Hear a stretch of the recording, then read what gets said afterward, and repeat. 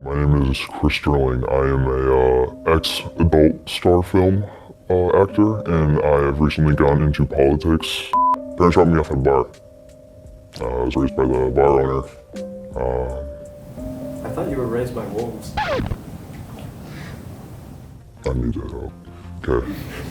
So that was a fun segment from an anonymous interview style piece that my students produced. Today's video covers mainly lighting, along with some post-production in DaVinci Resolve. Stay tuned to the end and you guys can listen to the rest of this fun interview. People are starting to gossip. They're starting to murmur that you don't have what it takes. What do you have to say to them? The big bad wolf is coming to blow your house down. Instead of a big burst of wind, it's going to be a big burst of a nuclear blast coming your way. If I ever hear anything like that again, thank you. So we're using the native ISO 800 on the Sony a7S III. We have our subject in shadow, intended to conceal their identity. Our main edge light on the right side of the actor, heading their hair and their shoulder. We also have a special to create some separation on the left side of the subject. And lastly, we have a light in the doorway that's illuminating that space and creating some motivation for our scene. So here is a behind the scenes look at our set. To start off, we're going to work our way back, illuminating this back doorway. And for that, we're using our Nanlite FC500B. This is set up on a C-stand. We're using the 45-degree reflector dish. The light is bouncing off the ceiling. It's creating a nice cast of light behind our subject. So next up is our key light, the Nanlite FC720C. Attached is the FL20G Fresnel with the barn doors. And we zoom in the focus beam to 10 degrees, close the barn doors to shape the light. The left side of the frame is completely in shadow, so there's no real separation going on here. So this is where we introduce our special. The Nanlite Forza 60C. Attached is the Fresnel lens along with the barn doors.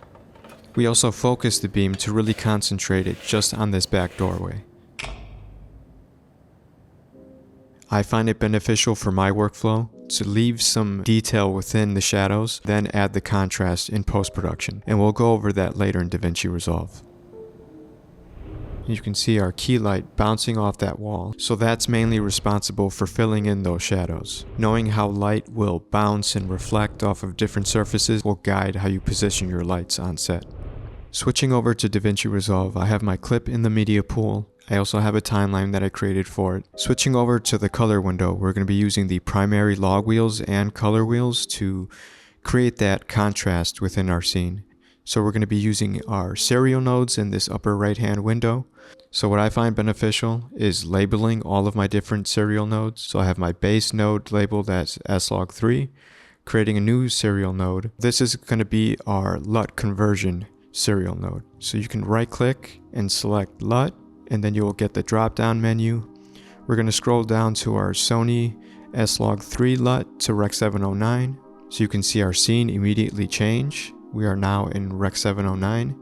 Now we have our footage with the LUT applied. We're going to add a new serial node, and this is what we're going to apply our false color effect to.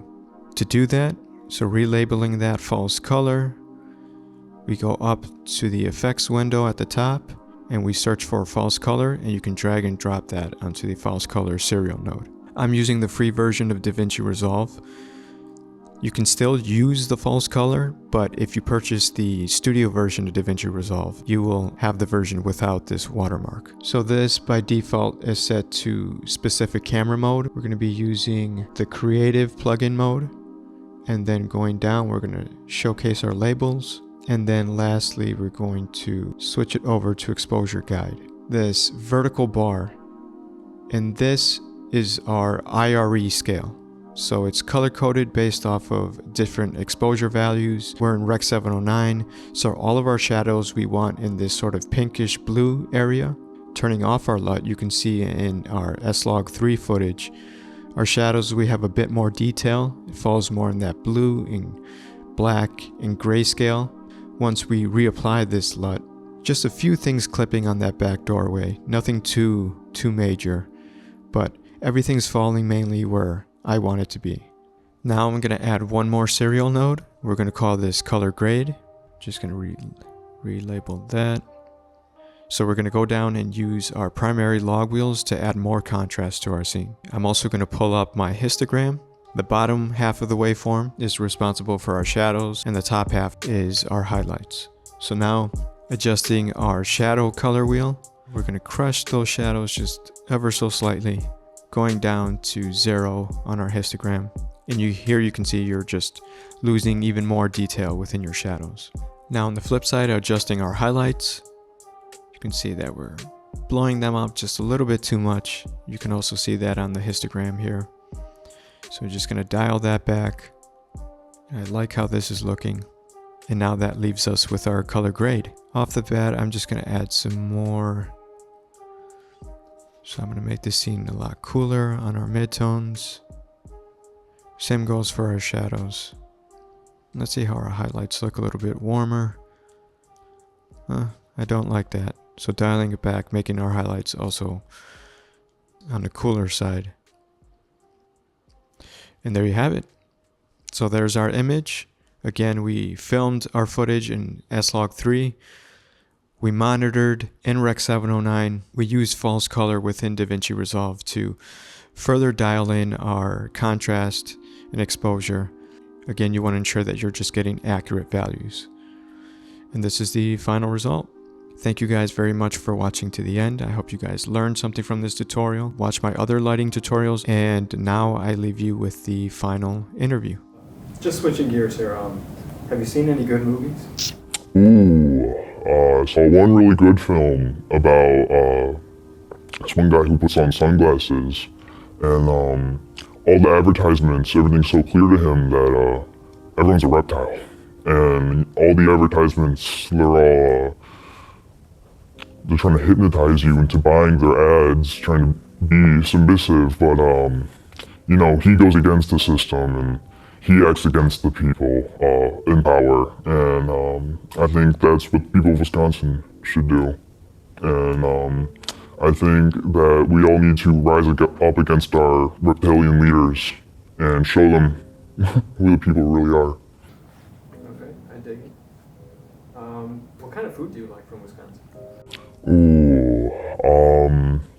I would have to say that most of the food that the people eat in Wisconsin is tainted by chemicals that make your brain easier to mind control, and a lot of it is to make you more addicted and fry your dopamine receptors. And I don't think that anyone should eat food bought in stores. Rather grow it from yourself, you know, from the ground, the source. Kringle. I really like Kringle.